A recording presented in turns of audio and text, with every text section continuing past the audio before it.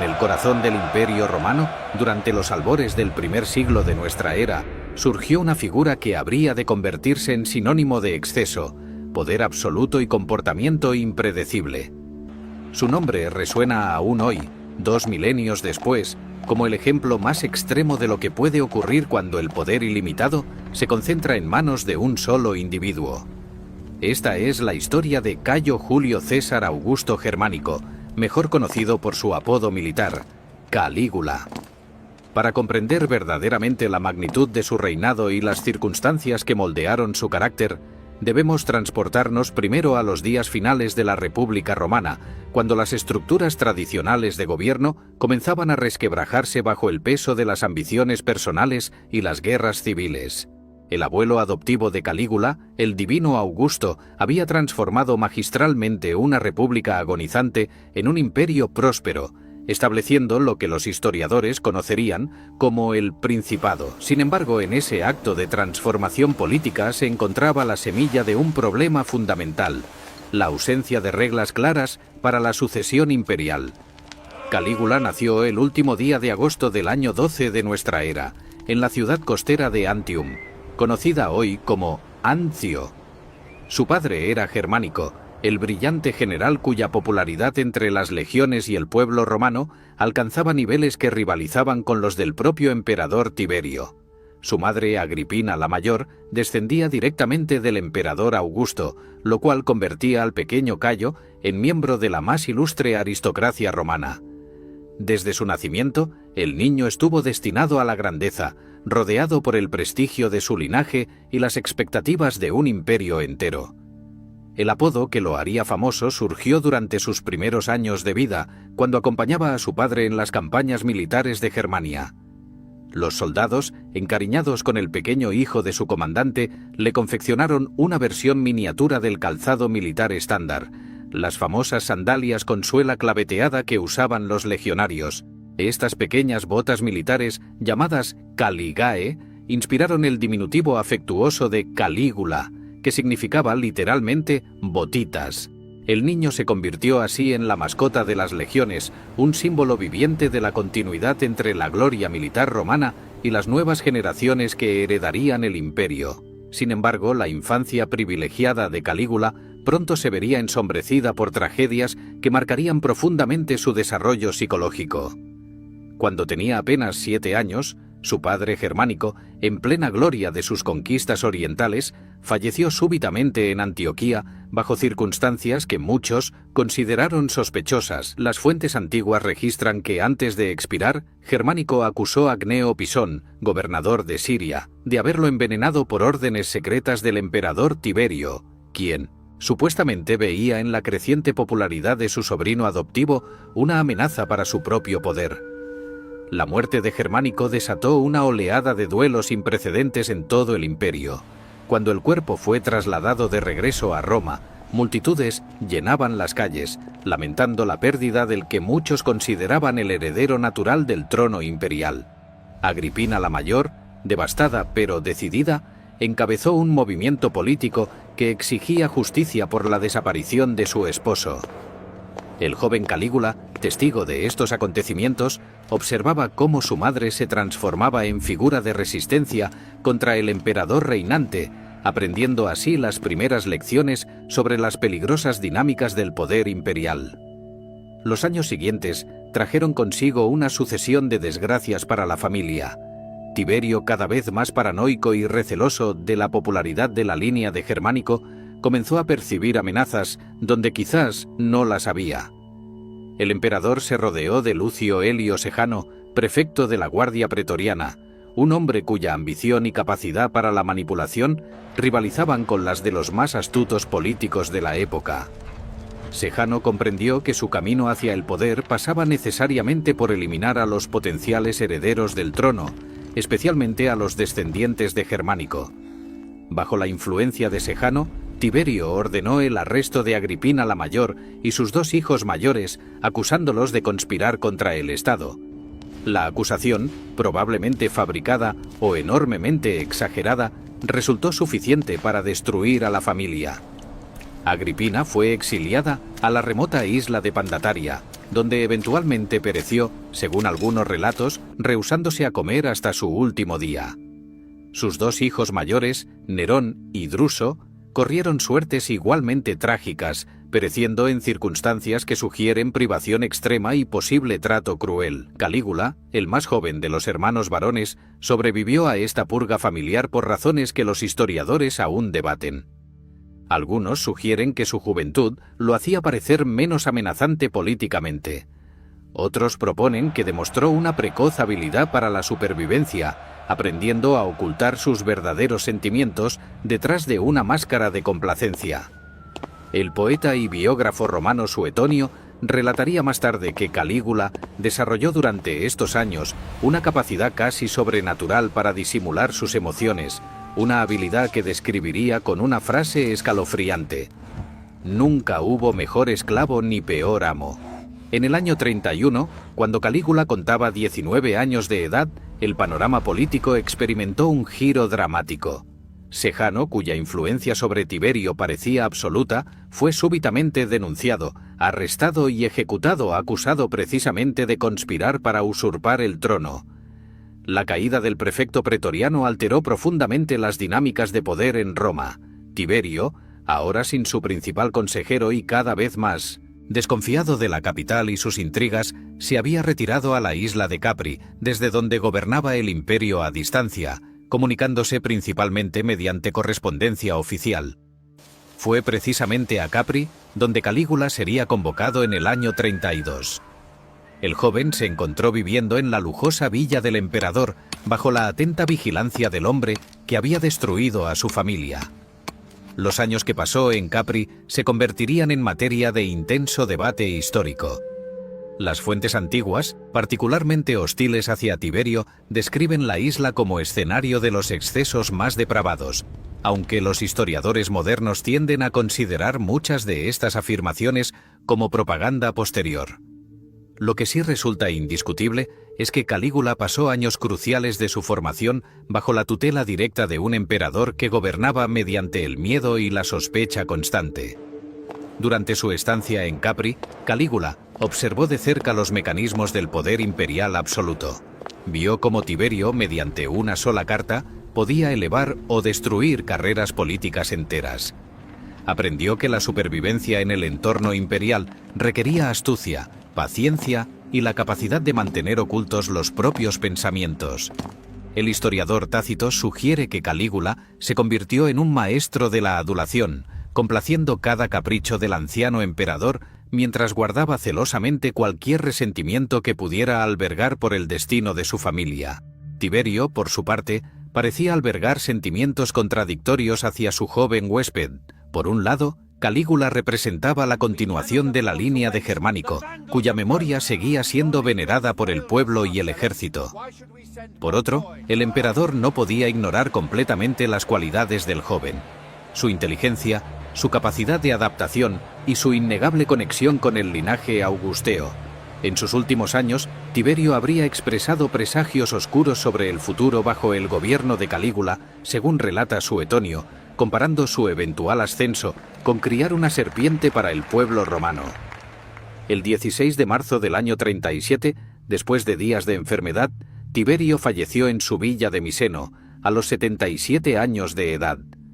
Las circunstancias exactas de su deceso permanecen envueltas en misterio y controversia.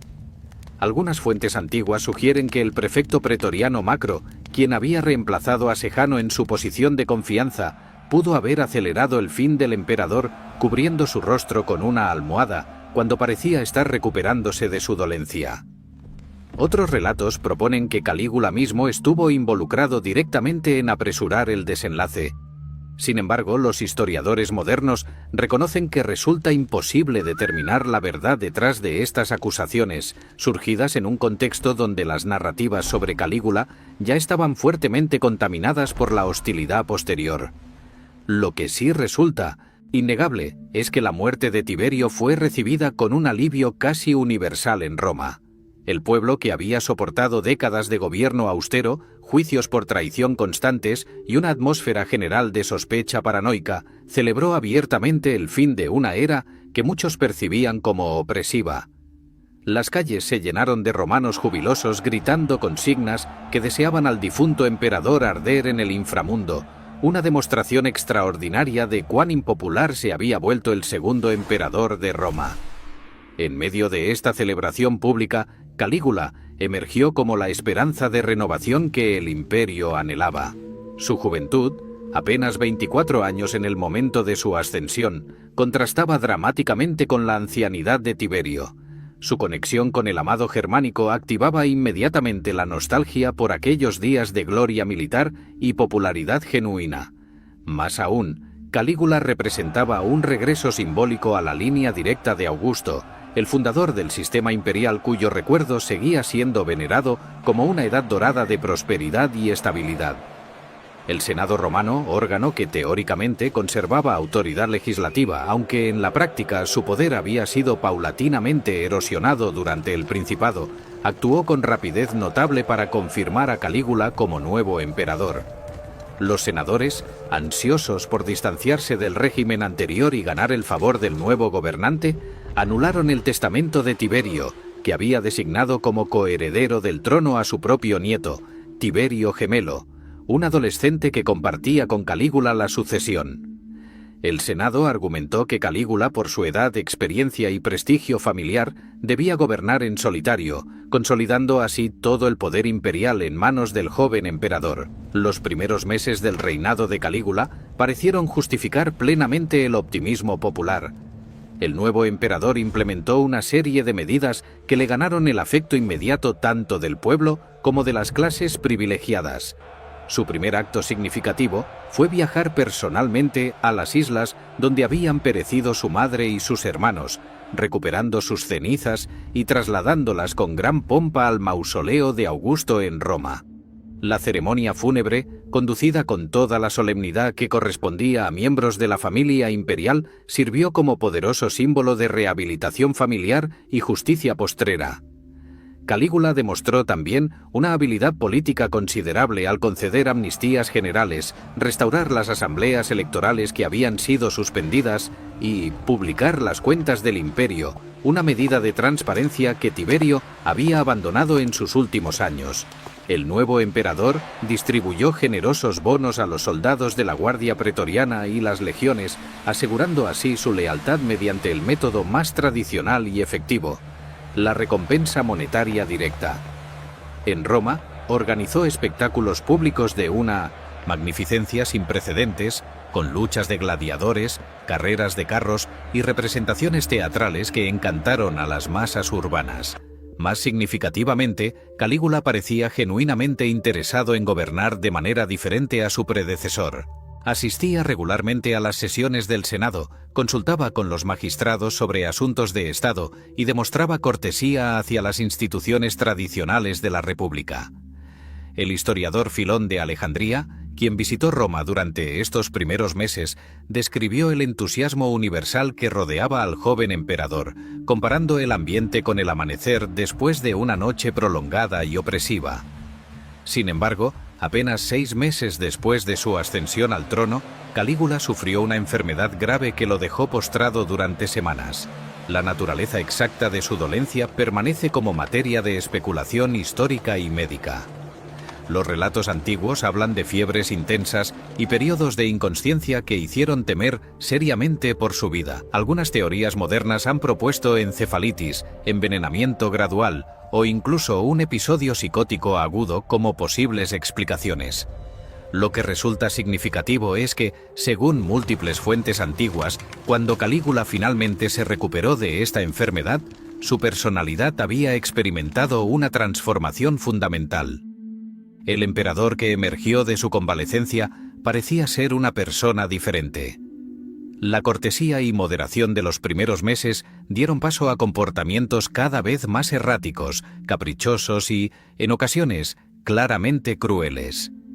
Los historiadores han debatido extensamente si la enfermedad causó algún tipo de daño neurológico, si simplemente proporcionó el pretexto para que Calígula revelara su verdadera naturaleza, o si la experiencia de casi perecer lo transformó psicológicamente de maneras fundamentales. Independientemente de la explicación correcta, el cambio fue notable y tuvo consecuencias profundas para Roma. Una de las primeras manifestaciones del nuevo comportamiento de Calígula fue su relación transformada con el Senado. El joven emperador, que inicialmente había tratado a los senadores con deferencia, comenzó a tratarlos con desdén apenas disimulado. En diversas ocasiones, según registran las fuentes, humilló públicamente a senadores distinguidos, obligándolos a correr junto a su carruaje vestidos con sus togas formales o forzándolos a realizar tareas serviles durante los banquetes imperiales. Estas humillaciones no eran simplemente actos aleatorios de crueldad, sino que parecían diseñadas para demostrar sistemáticamente que el poder del emperador era absoluto y que las antiguas dignidades republicanas carecían de significado real. Calígula también comenzó a cuestionar abiertamente la ficción legal que sostenía el principado. Augusto había construido cuidadosamente su poder presentándose como el primero entre iguales, un ciudadano que simplemente acumulaba múltiples magistraturas republicanas tradicionales. Tiberio había mantenido esta ficción, aunque cada vez más débilmente. Calígula, por el contrario, parecía decidido a exponer la realidad del poder imperial absoluto. En una ocasión memorable citada por varios historiadores antiguos, habría declarado abiertamente que no veía razón para mantener la pretensión de que el Senado conservaba algún poder real, cuando todos sabían que él podía hacer lo que deseara. Esta honestidad brutal sobre la naturaleza del poder imperial se manifestó también en la manera en que Calígula comenzó a apropiarse directamente de las propiedades de ciudadanos ricos. El emperador organizó subastas forzadas donde los asistentes se veían obligados a pujar por objetos imperiales a precios exorbitantes. Aquellos que mostraban poco entusiasmo o se dormían durante estas tediosas sesiones eran interpretados como ofertantes, descubriendo al despertar que habían comprado mercancía imperial por sumas astronómicas que debían pagar inmediatamente.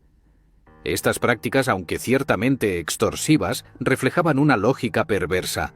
Si el emperador poseía poder absoluto sobre la vida y la muerte, ¿por qué no podía disponer también de las propiedades de sus súbditos? El tesoro imperial, que Tiberio había gestionado con notable frugalidad, comenzó a vaciarse a un ritmo alarmante. Calígula gastaba sumas extraordinarias en sus proyectos personales, algunos de los cuales parecían diseñados más para demostrar su poder ilimitado que para servir cualquier propósito práctico. El ejemplo más famoso fue la construcción de un puente temporal de barcos que conectaba Bayas con Puteoli, cruzando la bahía de Nápoles. Este puente, que según las fuentes antiguas medía aproximadamente 3,5 kilómetros de longitud, fue construido utilizando todos los barcos comerciales disponibles en la región. Una vez completado el puente, Calígula organizó una celebración de 2 días donde cruzó la estructura primero, vistiendo la armadura que supuestamente había pertenecido a Alejandro Magno, tomada del mausoleo del conquistador macedonio en Alejandría, y luego regresó conduciendo una cuadriga en una procesión triunfal acompañado por las unidades pretorianas. El espectáculo, de una grandiosidad sin precedentes, dejó a los observadores asombrados, pero también tuvo consecuencias económicas desastrosas. Al requisar todos los barcos mercantes de la región para construir su puente, Calígula interrumpió el comercio de grano, causando escasez temporal y aumento de precios en Roma. Las extravagantes construcciones de Calígula no se limitaron a estructuras temporales.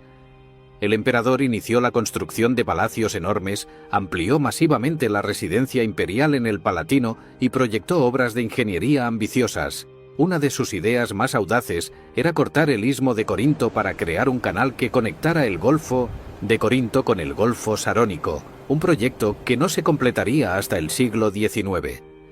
También ordenó trabajos preliminares para la construcción de un faro monumental en Ostia, el puerto de Roma, y planeó un acueducto de longitud extraordinaria para llevar agua directamente desde fuentes alpinas hasta la capital. Sin embargo, junto con estos proyectos grandiosos, surgieron también relatos de comportamientos que los historiadores antiguos presentaron como evidencia de desequilibrio mental severo. Suetonio y Dion Casio, las principales fuentes sobre el reinado de Calígula, relatan episodios donde el emperador supuestamente conversaba con la luna, invitaba a su caballo favorito, Incitatus, a cenar, y amenazaba con nombrarlo cónsul. Estos relatos deben ser evaluados con extrema cautela crítica. Los historiadores modernos reconocen que muchas de estas anécdotas probablemente son exageraciones o distorsiones de comportamientos que, aunque excéntricos, tenían contextos diferentes a los que las fuentes hostiles sugieren. Por ejemplo, la famosa historia de Calígula, amenazando con hacer cónsul a su caballo Incitatus, puede interpretarse no como evidencia de locura, sino como un insulto deliberado hacia el Senado. Al sugerir que su caballo era tan capaz como cualquier senador para ocupar la magistratura más alta de la República, Calígula expresaba su desprecio por una institución que había perdido su poder real mientras conservaba sus pretensiones ceremoniales. De manera similar, los gastos extravagantes en los establos del caballo, dotándolo supuestamente de comederos de marfil y collares de piedras preciosas, pueden haber sido actos calculados para escandalizar a la aristocracia tradicional y demostrar su capacidad para subvertir todas las normas sociales establecidas. No obstante, incluso reconociendo la propaganda y distorsión en las fuentes antiguas, resulta innegable que Calígula manifestaba comportamientos que sus contemporáneos encontraban profundamente perturbadores. Su relación con sus hermanas, particularmente con Drusila, generó rumores de incesto que circulaban abiertamente en Roma. Cuando Drusila falleció en el año 38, apenas un año después de que Calígula asumiera el poder, el emperador ordenó un período de luto público de intensidad sin precedentes. Más extraordinario aún, hizo que el Senado la deificara oficialmente, convirtiéndola en la primera mujer romana en recibir este honor divino mientras su hermano aún vivía.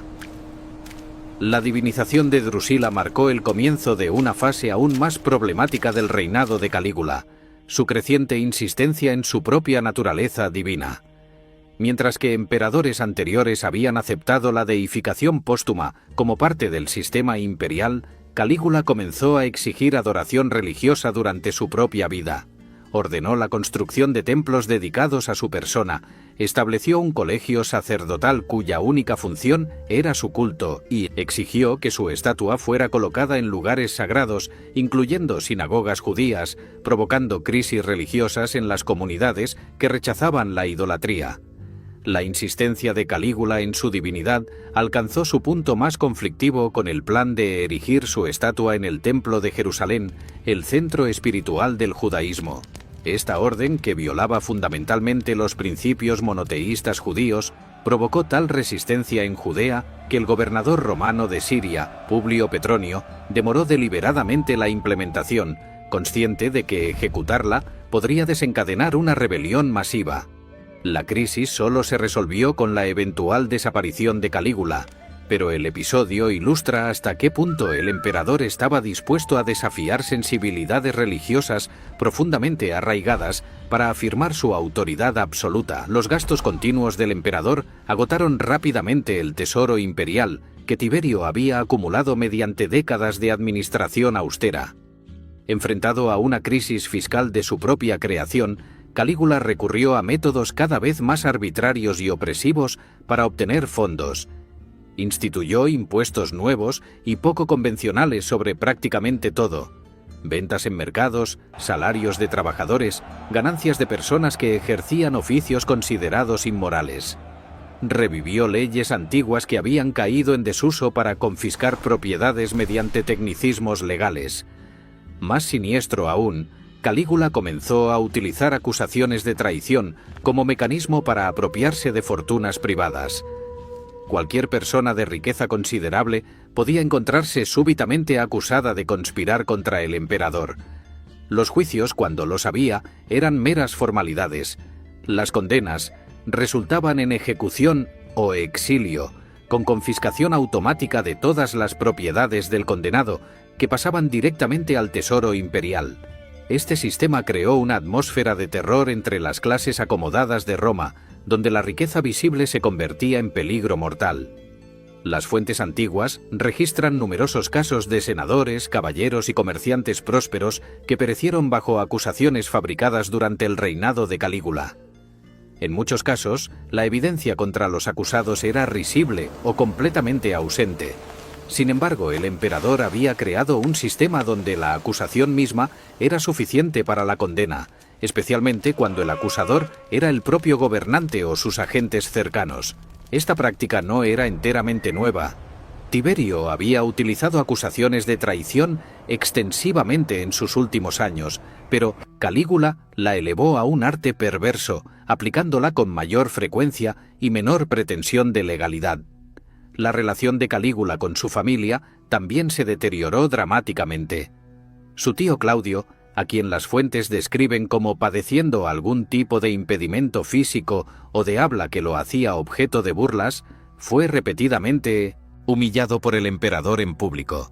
Calígula lo obligaba a realizar actos ridículos durante los banquetes y lo trataba con desdén constante.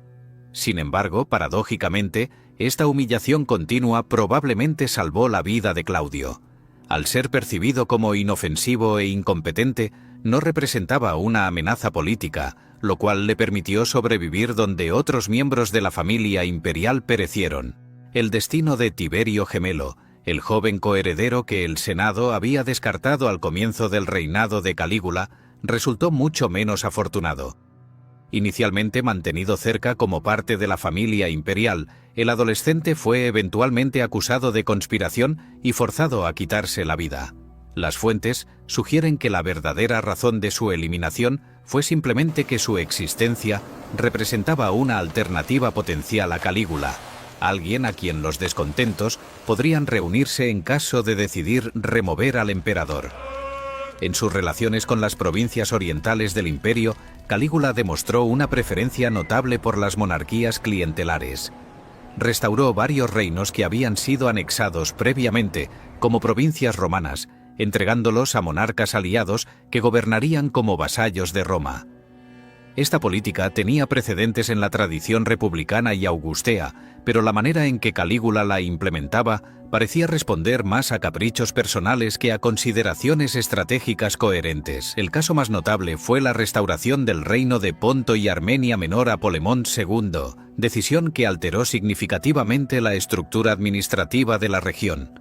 Sin embargo, el aspecto del reinado de Calígula que más preocupaba a la aristocracia militar romana era su aparente falta de logros militares significativos. En una cultura donde el prestigio imperial dependía fuertemente de las victorias militares y las conquistas territoriales, Calígula carecía de las credenciales que habían legitimado a sus predecesores. Su padre Germánico había sido un general brillante, y el propio Augusto había expandido considerablemente las fronteras del imperio. Incluso Tiberio, a pesar de su impopularidad, había sido un comandante militar capaz antes de convertirse en emperador. Consciente de esta deficiencia en su currículum, Calígula organizó en el año 39 una campaña militar hacia Germania y Galia. Los relatos de esta expedición en las fuentes antiguas están entre los más hostiles y satíricos de todo el corpus histórico romano. Según Suetonio, la campaña fue una farsa completa. El emperador supuestamente ordenó a soldados germanos de su guardia personal que cruzaran el Rin y se ocultaran al otro lado, para luego descubrirlos y celebrar una victoria fingida. En otra anécdota famosa, Calígula habría ordenado a sus legionarios que recogieran conchas marinas en las playas del Canal de la Mancha, declarándolas botín del océano derrotado y enviándolas a Badín de Roma como trofeos de guerra. Los historiadores modernos debaten intensamente la historicidad de estos relatos. Algunos argumentan que la campaña de Calígula en el norte puede haber tenido objetivos más serios de lo que las fuentes satíricas sugieren, quizás preparativos logísticos para una eventual invasión de Britania que nunca se materializó, o demostraciones de fuerza destinadas a impresionar a las tribus germánicas. Otros mantienen que las fuentes antiguas, aunque exageradas, capturan esencialmente la naturaleza poco seria de una expedición militar diseñada principalmente como espectáculo propagandístico. Lo que sí resulta verificable es que Calígula regresó a Roma reclamando un triunfo por sus supuestas victorias militares. El Senado, temeroso de contradecir al emperador, autorizó la celebración triunfal, aunque muchos senadores reconocían privadamente que no había ocurrido ninguna conquista real. Este triunfo vacío representaba la degeneración completa de una de las instituciones más sagradas de la República Romana. El triunfo, originalmente reservado para generales que habían expandido el territorio romano mediante victorias militares genuinas, se había convertido en mero teatro propagandístico al servicio de la vanidad imperial. Durante su ausencia de Roma en esta campaña septentrional, Calígula había enfrentado su primera conspiración seria. Gneo Cornelio Léntulo Getúlico, legado de Germania Superior, aparentemente planeó un levantamiento apoyado por Marco Emilio Lépido, quien estaba casado con una de las hermanas de Calígula. La conspiración fue descubierta antes de madurar completamente y Calígula reaccionó con brutal eficiencia. Getúlico fue ejecutado inmediatamente, al igual que Lépido. Las hermanas del emperador, Julia Livila y Agripina la Menor, fueron acusadas de complicidad en la conspiración y exiliadas a islas remotas. El castigo impuesto a sus propias hermanas ilustraba hasta qué punto Calígula desconfiaba incluso de su familia más cercana. Agripina la Menor, futura madre del emperador Nerón, fue humillada públicamente antes de su exilio. Según algunos relatos, fue forzada a caminar desde Germania hasta Roma, llevando las cenizas de su esposo ejecutado. Esta crueldad hacia su propia hermana, combinada con la eliminación de otros miembros de la familia imperial, creaba una atmósfera donde la pertenencia al círculo íntimo del emperador proporcionaba poca seguridad. De regreso en Roma, el comportamiento de Calígula se volvió aún más impredecible y amenazante. Sus apariciones públicas en el Circo Máximo durante las carreras de carros se convirtieron en ocasiones de tensión extrema. El emperador favorecía abiertamente la facción verde de los aurigas, y su partidismo alcanzaba niveles obsesivos. En una ocasión memorable, cuando la facción rival obtuvo una victoria, Calígula supuestamente declaró que desearía que el pueblo romano tuviera un solo cuello para poder cercenarlo de un solo golpe.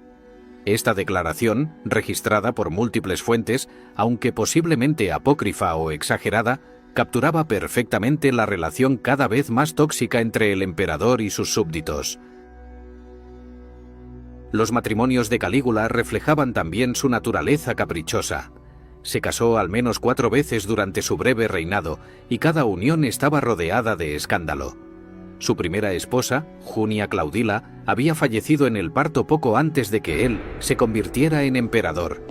Su segunda esposa, Livia Orestila, fue supuestamente arrebatada de su propio banquete de bodas con otro hombre, casándose con ella inmediatamente solo para divorciarse días después.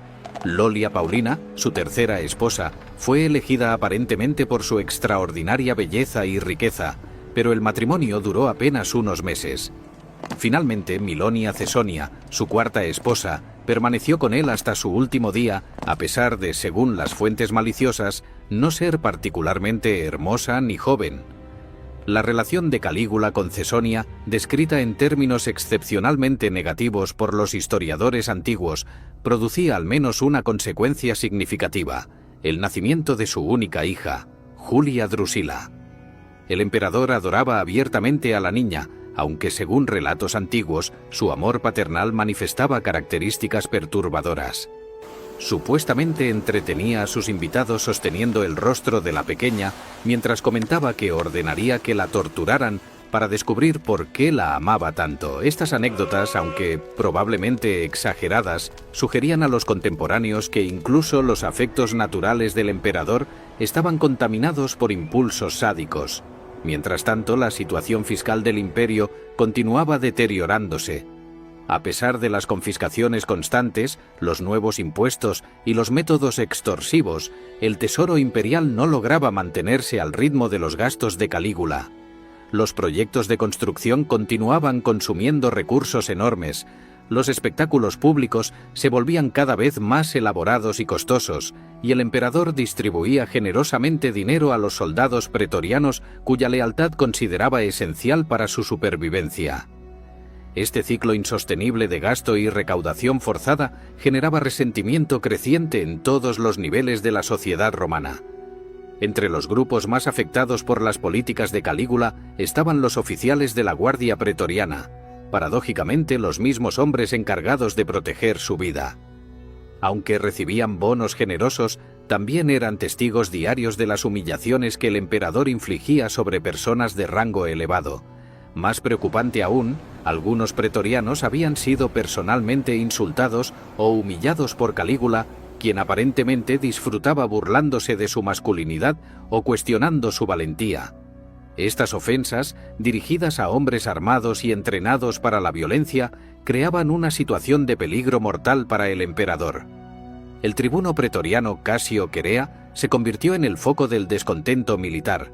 Querea era un oficial veterano con un historial militar distinguido, pero Calígula se burlaba constantemente de él, implicando que era afeminado o cobarde. Cuando Querea acudía al emperador para recibir la contraseña diaria, como era protocolo, Calígula deliberadamente le proporcionaba palabras humillantes con connotaciones sexuales. Esta humillación continua de un oficial de alto rango frente a sus subordinados era no solo imprudente, sino potencialmente fatal. Querea comenzó a discutir con otros pretorianos la posibilidad de resolver el problema de manera definitiva. La conspiración que se formó alrededor de Querea incluía varios otros tribunos pretorianos, oficiales senatoriales y posiblemente incluso el prefecto pretoriano Rufrio Polibio, aunque su participación directa es materia de debate histórico.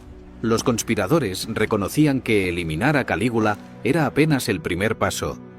También necesitaban un plan para lo que vendría después, una consideración crucial en un sistema político donde el vacío de poder podía resultar tan peligroso como la tiranía. Los conspiradores observaban cuidadosamente los movimientos del emperador buscando el momento óptimo para actuar. Calígula, a pesar de su comportamiento errático, no carecía completamente de precauciones de seguridad.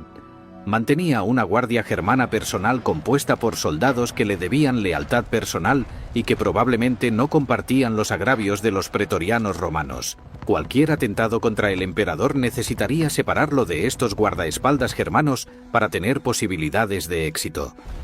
La oportunidad surgió durante los Juegos Palatinos, un festival de varios días que Calígula había establecido en honor a su difunta hermana Drusila. Los Juegos se celebraban en enero del año 41 e incluían representaciones teatrales, competiciones atléticas y diversos espectáculos. Durante el festival, el emperador transitaba regularmente entre el Palacio Imperial en el Palatino y el teatro donde se celebraban las representaciones.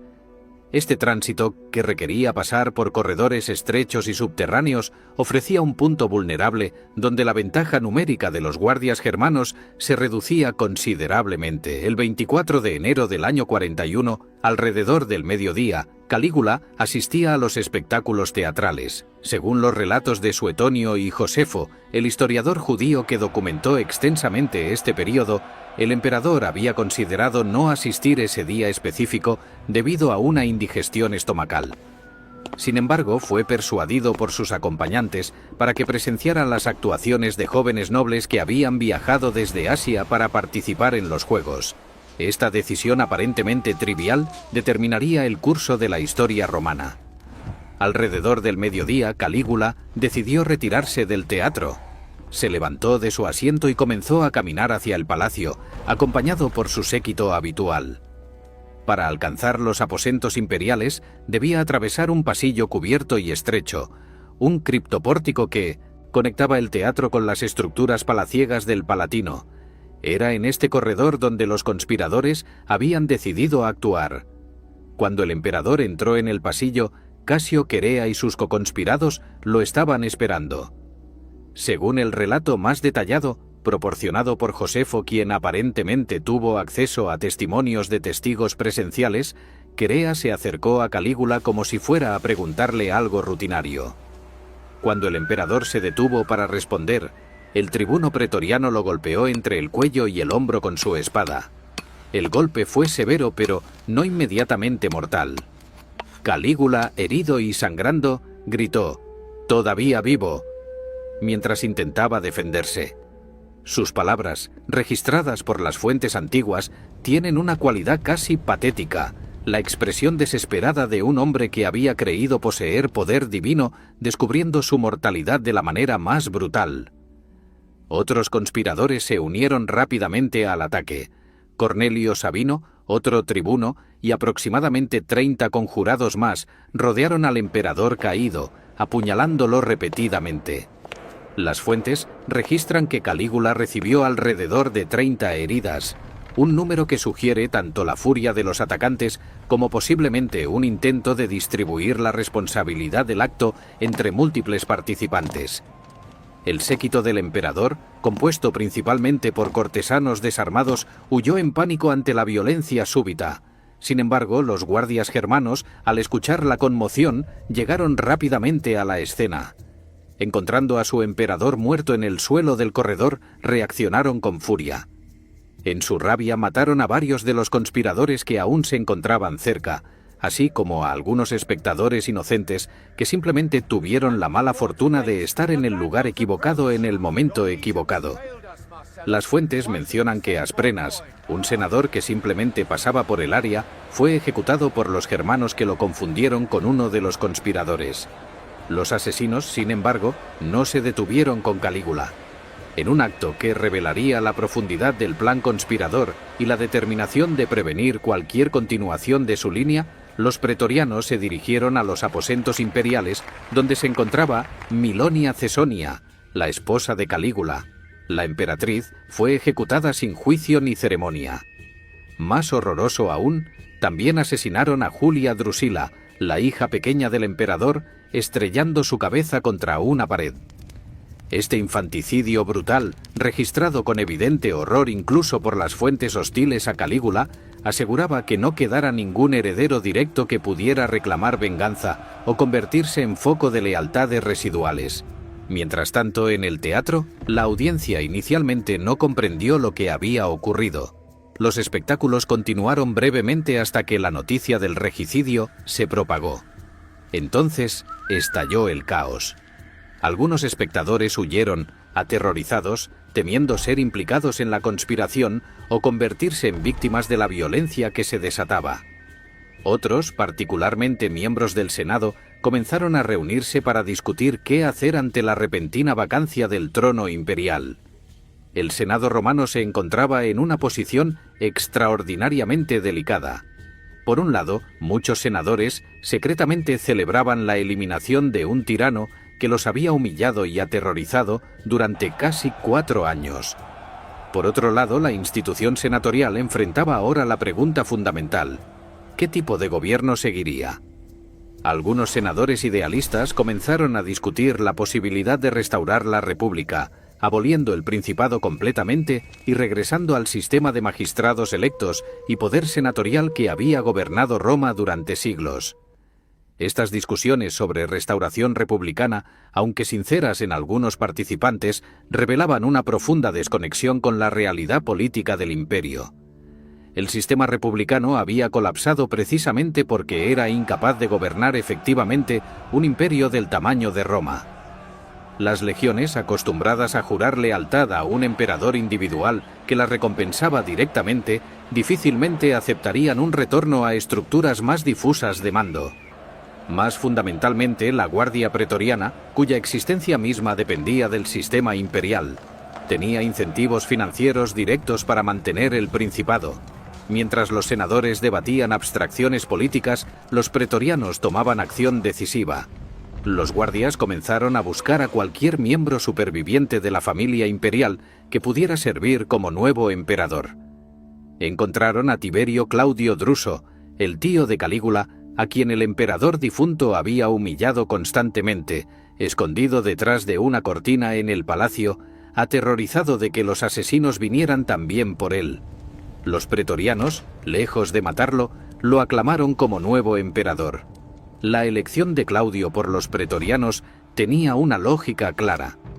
Como miembro de la familia Julio-Claudia, proporcionaba continuidad dinástica. Su reputación de debilidad e incompetencia, cultivada cuidadosamente durante décadas como mecanismo de supervivencia, sugería que sería un gobernante maleable y agradecido. Más importante aún, los pretorianos reconocían que necesitaban establecer un nuevo emperador rápidamente, antes de que el Senado pudiera consolidar cualquier alternativa al sistema imperial. Claudio, llevado al campamento pretoriano en las afueras de Roma, prometió a cada guardia un donativo de 15.000 sestercios, una suma extraordinaria que establecía un precedente peligroso. El trono imperial podía ser literalmente comprado mediante pagos a los militares. El Senado, enfrentado con el hecho consumado de un nuevo emperador ya aclamado por los pretorianos y dispuesto a pagar generosamente por su lealtad, tuvo poca opción más que confirmar a Claudio como sucesor de Calígula. Los primeros actos de Claudio como emperador incluían una decisión significativa sobre cómo tratar la memoria de su predecesor. Aunque Claudio tenía razones personales para odiar a Calígula, quien lo había humillado repetidamente, tomó la decisión política de no aprobar una damnatio memoriae completa. Esta decisión, generalmente pasada por alto, reflejaba una comprensión sofisticada de las dinámicas políticas. Al no condenar oficialmente a Calígula, Claudio evitaba establecer el precedente de que un emperador podía ser juzgado por sus sucesores, un precedente que eventualmente podría volverse contra él mismo. Sin embargo, Claudio sí permitió que los actos legislativos de Calígula fueran revisados y muchos anulados. Más significativamente, permitió que circularan libremente relatos hostiles sobre su predecesor, sin censurarlos ni castigar a quienes los propagaban. Esta política de laissez-faire respecto a la reputación de Calígula permitió que se consolidara la imagen del emperador loco, cruel y caprichoso que dominaría la tradición histórica posterior. Las fuentes que sobrevivieron sobre el reinado de Calígula fueron escritas todas después de su violento final, en un contexto donde denigrarlo no solo era seguro sino políticamente ventajoso. Suetonio, escribiendo durante el reinado de Adriano aproximadamente 80 años después de los hechos, basó su biografía de Calígula en fuentes que ya estaban fuertemente contaminadas por la hostilidad. Dion Casio, escribiendo incluso más tarde en el siglo III, repitió y amplificó muchas de las anécdotas más escandalosas. Josefo, aunque más cercano temporalmente a los acontecimientos y aparentemente más cuidadoso en su investigación, también trabajaba dentro de una tradición interpretativa firmemente establecida. Esta unanimidad en las fuentes antiguas presentaba desafíos significativos para los historiadores modernos que intentan entender al verdadero Calígula detrás de las capas de propaganda y exageración. ¿Hasta qué punto los relatos de locura y crueldad reflejan comportamientos reales? ¿Y hasta qué punto son construcciones diseñadas para justificar su eliminación violenta y legitimar a sus sucesores? La respuesta probablemente se encuentra en algún punto intermedio. Un emperador cuyo comportamiento era genuinamente problemático y disruptivo, pero cuyas acciones fueron amplificadas, distorsionadas y en algunos casos completamente inventadas por una tradición histórica hostil. Los historiadores modernos han intentado reconstruir un Calígula más matizado, considerando los contextos políticos, psicológicos y culturales de su reinado. Algunos académicos enfatizan los traumas de su infancia, particularmente la destrucción sistemática de su familia bajo Tiberio, como factores que podrían haber contribuido a comportamientos anormales. Otros sugieren que Calígula puede haber sufrido alguna forma de enfermedad mental, aunque diagnosticar condiciones psiquiátricas a través de 2 milenios de distancia y mediante fuentes tendenciosas resulta metodológicamente problemático. Una interpretación alternativa propone que gran parte del comportamiento de Calígula era deliberado y calculado, diseñado para desmantelar las ficciones republicanas que habían limitado el poder de sus predecesores.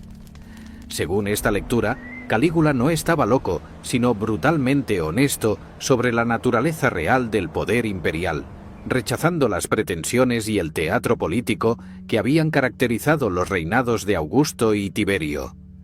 Su insistencia en su divinidad, sus humillaciones del Senado y sus apropiaciones arbitrarias de propiedad, aunque moralmente reprobables, exponían la verdad fundamental de que el emperador poseía poder absoluto limitado solo por su propia voluntad. Sin embargo, incluso esta interpretación más favorable debe confrontar la evidencia de crueldad innecesaria y gobierno caprichoso.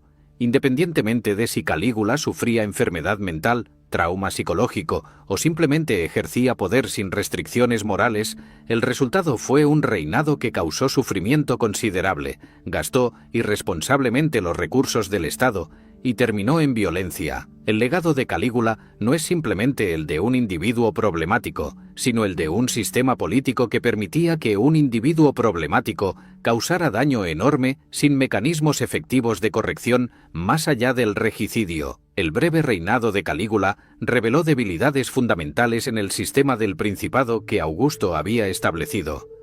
La falta de reglas claras de sucesión, la concentración de poder absoluto sin controles institucionales efectivos y la dependencia del gobierno en las cualidades personales del emperador individual creaban una estructura inherentemente inestable. Cuando un emperador capaz como Augusto o prudente como Tiberio en sus primeros años ocupaba el trono, el sistema funcionaba razonablemente bien. Cuando alguien como Calígula lo ocupaba, no existían mecanismos legales o institucionales para limitar el daño resultante.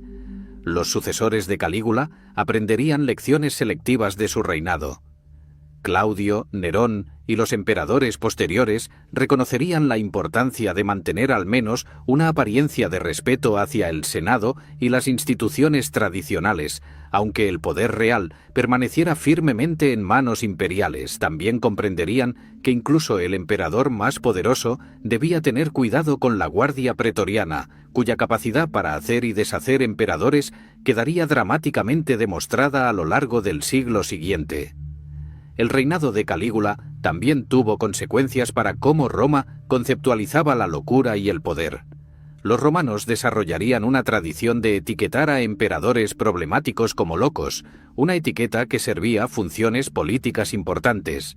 Declarar loco a un gobernante tiránico permitía explicar su comportamiento sin cuestionar el sistema político fundamental que lo había colocado en el poder.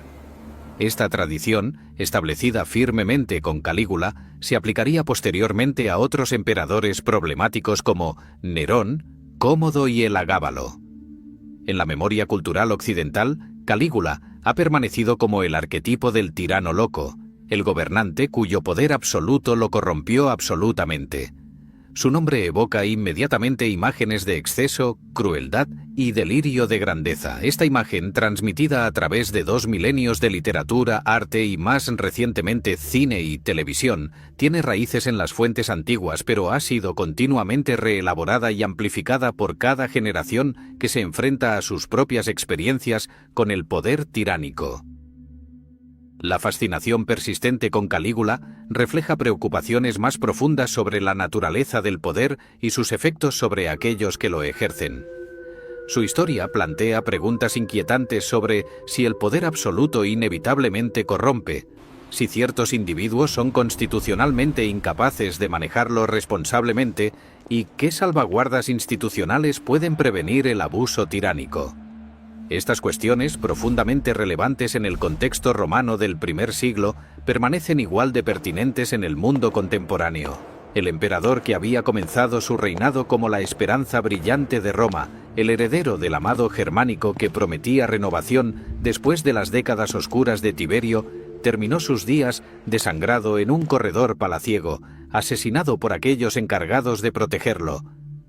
Su muerte violenta a los 28 años cerró uno de los capítulos más perturbadores en la historia del Imperio Romano, dejando un legado que combina hechos verificables con leyenda embellecida, crueldad documentada con posible calumnia y lecciones políticas que resonarían a través de los siglos. En última instancia, la historia de Calígula trasciende la biografía de un individuo para convertirse en una meditación sobre los peligros del poder sin restricciones, la fragilidad de las normas políticas y la capacidad humana tanto para la grandeza como para la depravación cuando se eliminan los controles externos sobre el comportamiento.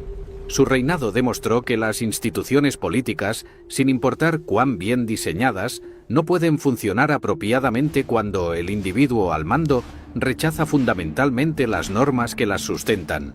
El Imperio Romano sobreviviría a Calígula por más de 4 siglos en Occidente y más de 1 milenio en Oriente, pero nunca resolvería completamente los problemas fundamentales que su reinado había expuesto. Los emperadores posteriores oscilarían entre competencia administrativa y tiranía caprichosa, entre respeto nominal hacia las instituciones republicanas y ejercicio descarnado de poder autocrático. El sistema del Indochine, principado por todas sus debilidades reveladas durante el reinado de Calígula, persistiría porque ninguna alternativa viable emergía para gobernar un imperio de tal magnitud y complejidad. La figura de Calígula permanece así como advertencia histórica y recordatorio perpetuo. Las sociedades deben diseñar instituciones que funcionen incluso cuando malos líderes ocupan posiciones de autoridad, porque la historia garantiza que eventualmente lo harán. Las salvaguardas contra el abuso de poder no pueden depender únicamente de la virtud personal de quienes gobiernan, sino que deben estar incorporadas estructuralmente en los sistemas políticos mismos. Esta lección, escrita con la sangre derramada en los pasillos del Palacio Imperial hace 2 milenios, conserva su relevancia fundamental para cualquier sociedad que valore tanto la libertad como el orden.